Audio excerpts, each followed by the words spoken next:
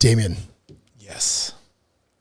the 458. Everyone talks about the Ferrari 458, how it's phenomenal, and it seems to be reaching future classic legendary status. Why is that? Is it really that great of a car? I do love the 458. It is definitely a modern classic. I can see it coming from a mile away. I mean, first of all, the design, I think for me, the design, I'll just talk about that right off the bat, which is it really reminds me of what the 308 did in the 80s. It's got this, that timeless silhouette to it, not too many vents, not too many tricks. It's just beautiful. Still penciled by Pininfarina. High five. Yeah. He did a great job. I think it is for many reasons. I'll get into it for why I love the car so much. It's so well balanced. The power that the car gives you, and look, I'm a manual guy, but the F1, the dual clutch transmission in that car is so perfectly matched to that engine and power performance, the whole package, that it feels symbiotic. And I don't even know if the car would be better if it was manual. So was that peak F1 where Ferrari, everything lined up and bam, it's arrived? Dual clutch? Is that one of the first dual clutch Ferraris? Yeah. I mean, it was after the 430 and then boom, 458 was the first dual clutch. I don't know what other car would have had it. I think it was. Wow.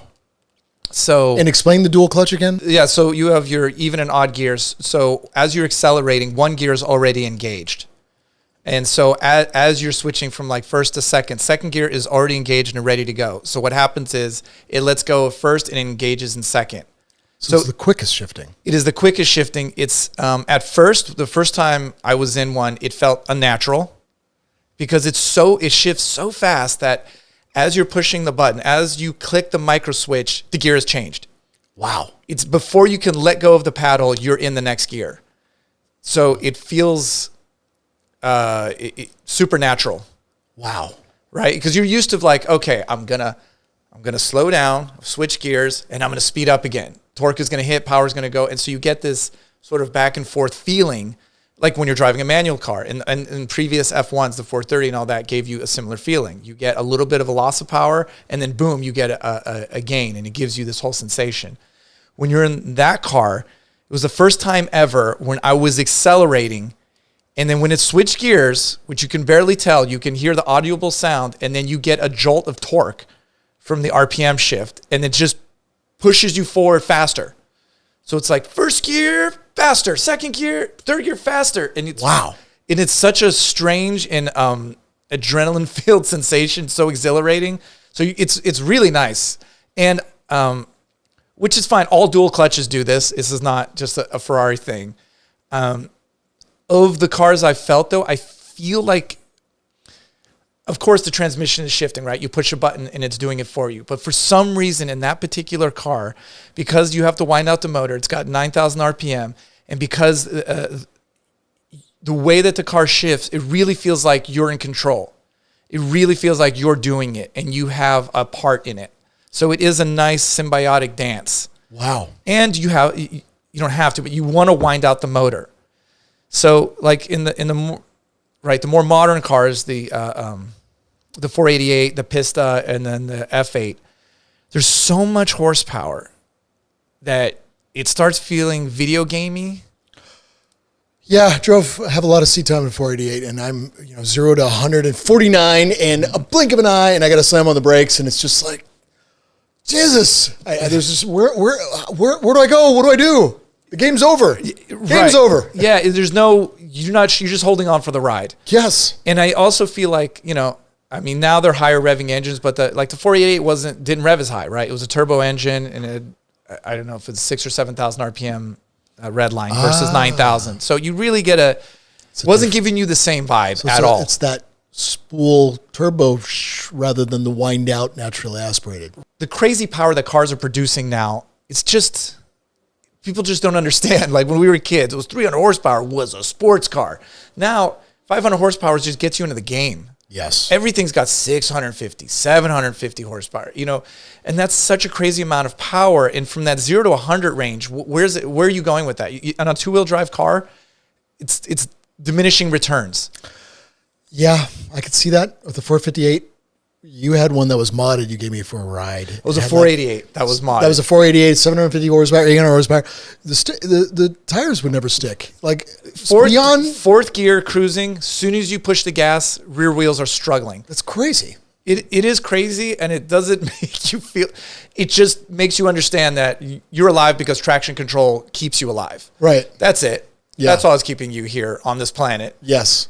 Again, for me, the 458, the threshold for a two-wheel drive sports car, I feel like, is that 500 horsepower range, right? Like that's where the car you have somewhat control of it. It can accelerate.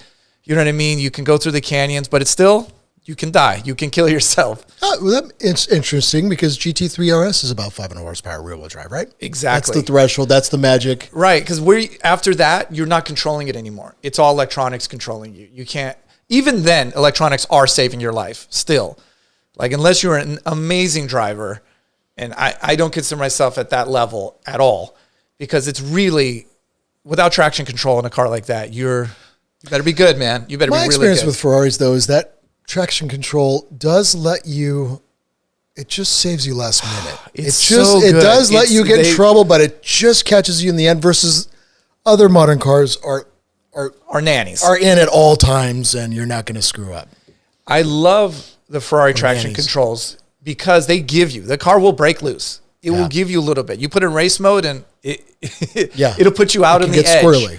And it's nice, man. It's so well done. It's really amazing. And the 458 is one of those cars that is so satisfying to drive. And ownership? I mean, at this point, the cars have been pretty great. I've seen very few cars that have either, burned out a clutch pack or. I saw you do like a new fuel pump or something, and I think it was like a $10,000 job. Am I crazy? What was that? That was it is a little bit unfortunate in that system because yes, it's. Oh, here we go. It has a lot of fuel pumps. It's been pretty reliable. Here we go. All right. Tell me about tell me about this. Yeah, because there's a low pressure and high pressure fuel pump system on that car. And any car with that kind of system now, any modern car, it's very expensive. And that car was, I think the guy bought it new. It had a couple hundred miles on it and never been driven for like 10 years. And then. So the gas just ate everything, just killed it. So we had to replace all of it. So that sucks. I would say don't let your car sit. I mean, okay. I haven't had another issue since. They always say drive your cars is the best maintenance. Modern gas eats everything. Yeah. You got to understand. Cars. Yeah, and it eats all the plastics, all the rubber. And if you let it sit, it's over. You keep the fresh gas moving, you're going to be okay. So with any car, anything, that's the way it is. So yeah, but that could have happened to anything. That could have happened to Rolls Royce, could have happened to a Lambo. So I can't blame the 458 for that, and that's why I don't consider that. Okay. So for the most part, I haven't seen, not that I've seen a car with 150,000 miles, but all the cars that I've seen, 20, 30,000, 40,000 miles have been pretty good, pretty reliable, pretty great. We'll see what happens in the next 10 years, but so far it's been a pretty awesome car. I remember reading in the past, 458s were blowing up engines the first 10%, or there was like a 10% fires or something. Something was happening, and like 10% of the engines are blowing up. So now, are you glazing over that? Or I haven't seen it. You haven't seen that? I'm not going to say that it hasn't happened. Well, that's good. Yeah, I can just tell you from. I don't see cars as they're brand new, that fresh batch. I see cars 2, 3, 4 years out. So you see the ones that have survived that. So during this podcast, I will have I was lying, or that's not true, or I'll have like a little picture article of 458's blowing. But you're right. The ones that have passed that initial run, if there is an issue, again, I could totally be wrong. They've been great. Yeah, I've seen them as being really great cars. I want one. Like if there was one F1 car I would have, a dual clutch car, that is the car. Okay. Because it is. Everybody talks about it. Everybody says 458 is the magical car. It's the one to have. It hits all the buttons. For some reason, it just all comes together in that package. And like I said, is it as fast as an Aventador? No. Is it as fast as a Pista or F8? No. But so what? Is it as fast Yeah, as the Tesla? again, as we're advancing and cars are faster and faster and faster and everybody's trying to get faster and more and bang and bang, then you also reflect, wait a minute, we might have passed the point of what was fully engaging enjoyment and amazing. And, through this evolution of cars, there will be the ones that stick out of like, whoa. This was one of them. For sure. If in 50 years in the future, someone says, what was it like driving gasoline cars on the street? I would say drive a 458. You know what I mean? Like that is at this point been like the peak experience of at least what modern technology is doing. Without being a manual car, of course. I love manuals. So Sure. Yeah. But you can't get one. So right, how is it? And is it still engaging? Yeah. And it's so engaging because the way that you shift that car, you feel like you're part of it. You're still part of the dance. And I think they're beautiful. They're gorgeous. The Speciale is, I put it up there with my top 3 most gorgeous cars ever to exist. Speciale, I was on the crest and one was burning down on the ground. I was one down, burning down the ground. He had like 2,000 miles or something. And it's just like, what's crazy is when it caught on fire and burned down to the ground, it's interesting to see the technology of tires where literally the metal, either the intakes or whatever was aluminum and this and that melting to liquid, but yet the tires, the Kevlar was still together, which blew me away. That's bizarre. I mean, that's just interesting to see of the tires didn't melt down to the ground like they normally do. Wow. Yeah. I do want to talk about the Speciale a little bit too, though. Tell me. The Speciale is obviously gorgeous. Yes. The front bumper design for me really completes the package. Striking. The lip on the rear deck lid totally completes the line to the next level. Oh, it's different than the regular 458? Yeah. You're right. The Speciale has a little. Yeah, I don't know if you would call it a duckbill or just a little. It just gives a little bit more. And I was like, ooh, it adds the one. It adds the right amount of aggression to it. I will say this, though, that for driving experience, not much different than a regular 458. Okay. Like, if you're looking for more performance, it feels like the same amount of power. Okay. Not that it needs any more power. So it looks cooler. It's beautiful. It looks cool. The interior is limited. fantastic. You hear, but it's a GT3 style car. Okay. You hear all the rocks on the road. So, some things to consider. I love every part of it, but it's.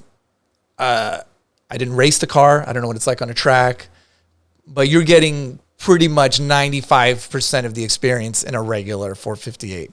And I just had a 458 convertible here that just left this morning.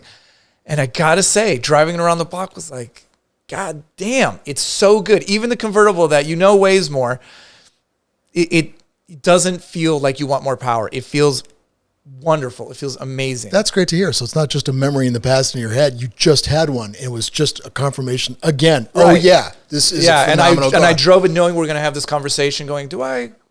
And it was like, wow, I love this car. Yeah, it really lives up to the hype that it lives up to the hype. I know that this conversation that's already going to go up in value, which is sad a little bit, but it's true. It's true. Everybody talks about it. Everybody that's had one's like, oh, I miss the 458. It's the greatest. I should go back, blah, blah, blah, blah, blah. There's not one person that I've ever interacted on this planet that has told me the 458 sucks. I've only heard amazing things. If someone tells me this, I question everything. Yeah, yeah. I question who you are. He has no idea what he's talking about. Yeah, you're either lying or I don't, as a human, you're not okay. Yeah. Is there anything else if somebody needs to look for a 458? Is there anything in particular? Look out for this, look out for that. Maintenance records overall? No. The ones out there are fine. What? It's the same things of looking for any car, Okay. If you see body lines that are wrong, if you see something's been messed up, that's always a question mark. Of course, the car's not shifting correctly, all those things. But as far as any other car, is one year to another. You're probably right. Those first years probably had maybe some issues that they probably had to work through. So like any model, sure. So maybe that's a possibility. I don't want to speak out of my lane because I don't know 100%. That's sure. Fine. That's fine. But I haven't met one I didn't like. Yeah. I just want to make sure we're not delusional about that anything Italian is God's gift. No, I've got a lot of horror stories. I can tell you a lot of cars. Okay, good. That I'm not going to mention, but because we are absolutely biased and we can't help it because it's true. Yeah, I mean, to how we feel. However, Yeah, we're gonna be a little bit of a snob, right? It's gonna happen. You're gonna have an opinion. They just have so much personality, and they just float my boat, and I don't know what to tell you. I just look at one, and I just like, oh my god. Yeah, it's my look. And that being said, like I love Porsches. I love all great cars. I have a WRX. You know what I mean? Like I love all cars. So it's not just Italian cars. Like but certain cars are magnificent. For sure. The 458 is magnificent. Well, now I want a 458. Yeah, me too. Thank you, Damien. Appreciate the insight. Yeah, of course, man. Absolutely.